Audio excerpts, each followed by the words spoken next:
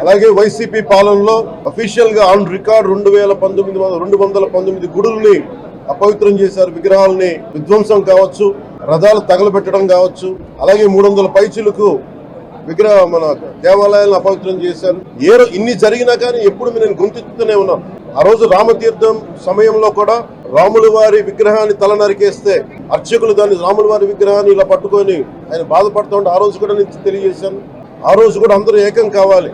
ఎవరి మతమైనా కావచ్చు, ఎవరి ప్రార్థనా మందిరాలు కావచ్చు, దేవాలయం కావచ్చు, మస్జిద్ కావచ్చు, చర్చి కావచ్చు, కానీ వారి మనోభావాలకి దెబ్బతినేలాగా దాడులు జరిగితే బయటికి రావాలి అని అందరూ నేను కోరుకుంటే ఆ రోజున చిలకలూరుపేట నుంచి ఉండే ముస్లిం సమాజ సోదరులు కూడా బయటకు వచ్చి ఆ రోజున మద్దతు తెలియజేశారు.